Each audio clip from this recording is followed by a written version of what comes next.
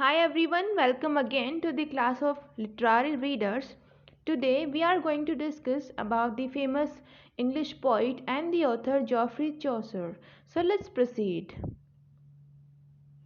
Geoffrey Chaucer, who is known as the father of English literature or alternatively the father of English poetry, was born in London in the year somewhere around 1340.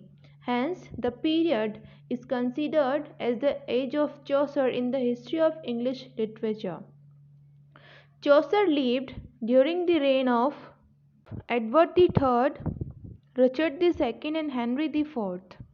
The writer Thomas Occleve considered Chaucer as the first founder of our fair language. Another poet, John Dryden remarked, Chaucer, I confess, is a rough diamond and must be polished ere he shines. Next we have the important works by the writer Geoffrey Chaucer. First we have the Romance of the Rose. It was originally written by Guillaume de Loris in the language French. It is a romance allegory and later it was translated by Chaucer. Then we have the Book of Duchess published in the year somewhere around 1370s. Chaucer wrote this work to commemorate the death of Blanche of Lancaster, who was the wife of John of Gaunt, the Duke of Lancaster. It is written in French octosyllabic verse. Next we have the House of Fame, written somewhere around 1374 to 1385. It is written in octosyllabic couplet. It comes under the genre of dream vision. Then we have the Parliament of Fowls, again a dream vision, written in rhyme royale. It comes under the genre of debate and beast fable. Then we have Troilus and Cressida, an epic poem written somewhere around 1380s, written in rhyme royale. Then we have The Legend of Good Women, again a dream vision written in iambic pentameter.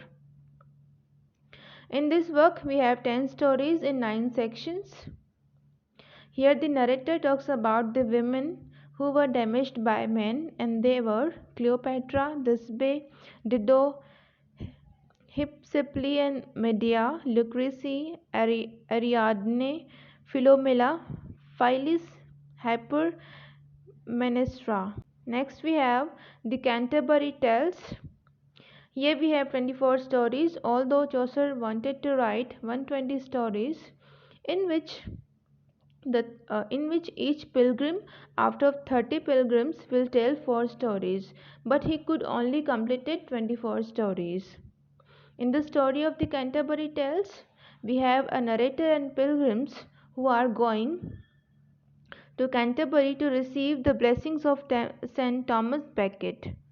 The important tales in Canterbury Tales are the Knight's Tale, the Reeve's Tale, Wife of Bath Tale, the Prioress Tale, and Nun Priest's Tale.